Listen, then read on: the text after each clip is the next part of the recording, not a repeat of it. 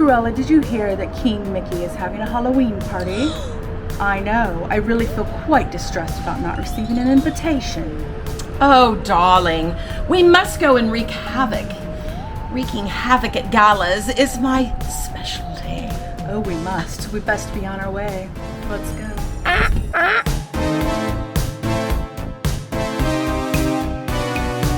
Welcome to Mickey's Not So Scary Halloween Party!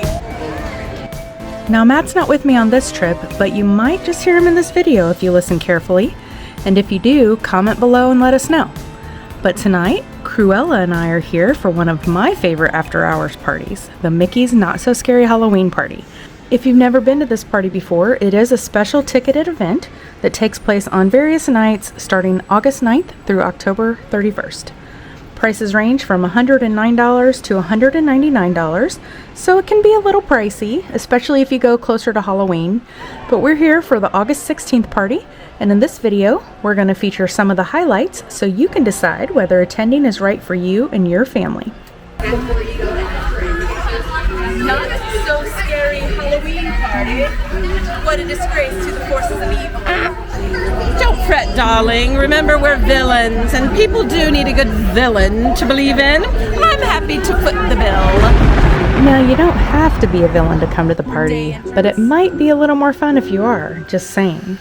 But if it is your first time, let's do a quick overview on how the party works. The official party is from 7 p.m. to midnight, but your party ticket will get you in the park at 4 p.m. There is a special entrance line at the gate. I prefer a lane, Matthew, if I'm picking a lane. Just saying. And the cast members do a great job at directing you. Now, as a heads up, people will usually start to queue up around 3 p.m., so it can feel like a very long line if you get to the gates around that time. But once they start letting people in, the line will move pretty fast and it's usually cleared out by about 4:30 or 4:45. Now, upon entering, you'll be given a wristband to wear.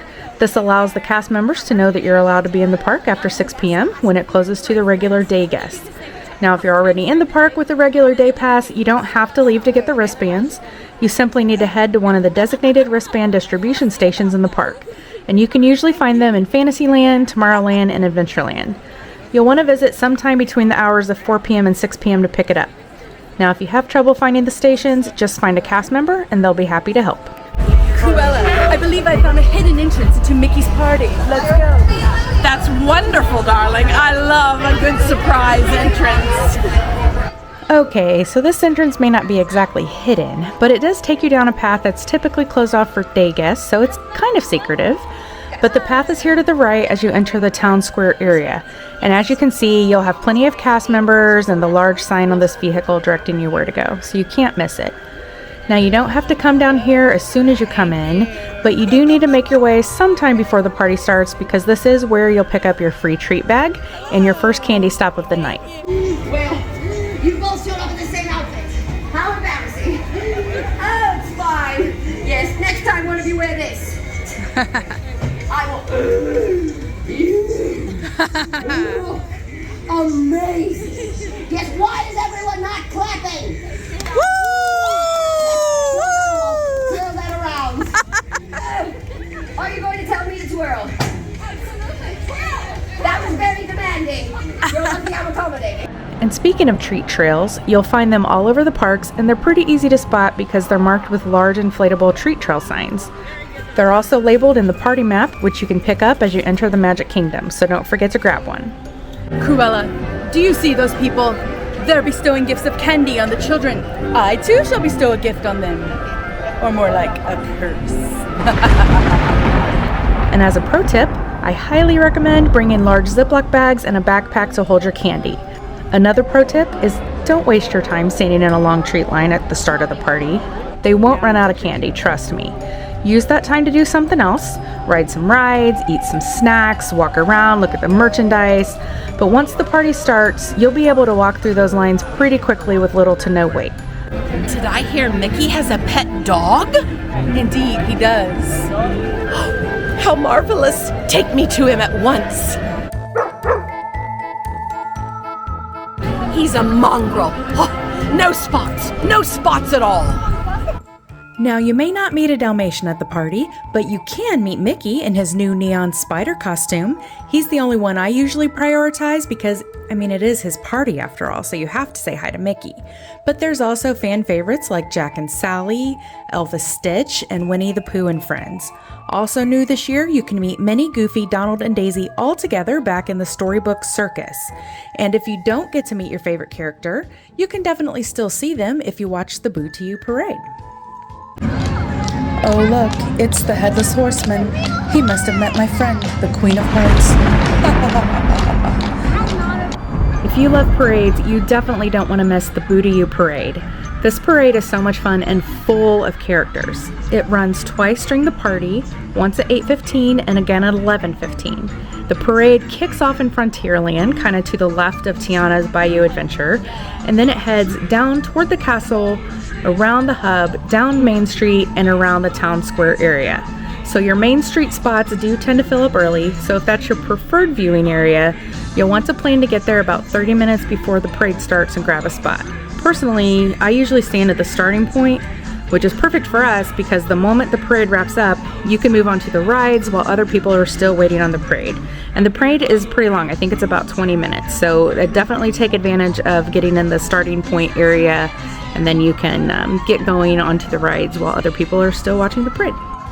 Now, parades aren't the only live entertainment option. There's also the Hocus Pocus Villain Spectacular Castle Stage Show, which runs at 9:05, 10:35, and midnight through September 28th. And then they add a 7:35 show starting on September 29th and going through October 31st. All weather permitting, of course. There's also a pirate band that performs across from the Pirates of the Caribbean, a Disney Junior Jam in Cosmic Rays Starlight Cafe, a Descendants party at the Rocket Tower Plaza stage. What? Oh my gosh, is that the hitchhiking ghost up there? Oh, they're in the park this year. I'm totally dying, you guys. They're meeting here in Frontierland, kind of where the Cadaver Dans usually perform as well. So if you love them as much as I do, be sure to come over here and see them. They're so fun. Oh, and we can't forget the not-so-spooky spectacular fireworks show at 10 p.m. each night. So be sure to plan your night according to the events that you want to see. Now let's talk about rides. I just love the smell of recent extinction. Okay, maybe it's too soon for that joke.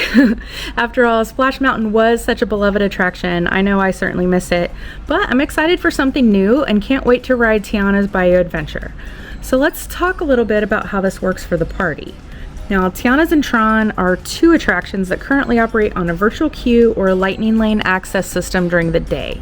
Tiana's is on the multi-pass system, and Tron is one that you can buy as a single pass. But for the party, they're both operating on a standby queue.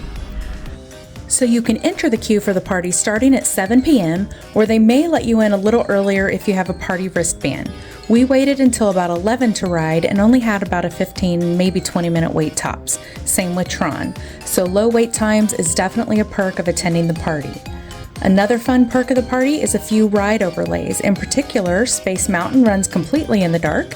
The teacups have a special light and music effects, and the Haunted Mansion has a live interaction with a ghost. Maddie, you want to change Maddie? I don't mind. Ladies and gentlemen, boys and girls, Maddie's here on her bachelorette party! Now let's talk about merchandise.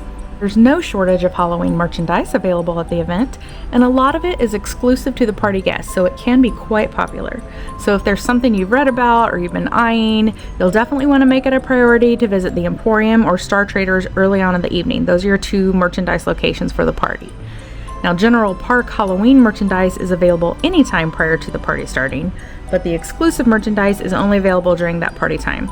So whenever you visit, you should probably expect to see longer lines, especially at the beginning of the party, because people do tend to line up, at least at the Emporium, and kind of rope drop the Emporium, if you will, so they're first in line to look at that party merch. Well, that brings us to the end of our video. Cruella and I were having so much fun wreaking havoc all night that we completely forgot to film our ending. But we decided that King Mickey certainly knows how to throw a good party and would highly recommend it to your family. So thanks for following along in our adventures. If you found this video helpful or enjoyable in any way, I'd appreciate it if you'd hit that like button, subscribe to our channel if you haven't already, and ring that notification bell so you don't miss out on any future adventures. Also, if you want to take your family to Disney or Universal anytime soon, reach out to Corella, also known as Lisa. She'd be happy to help book your magical vacation. I'll put her contact information in the description below. We'll see you next time. Happy Halloween!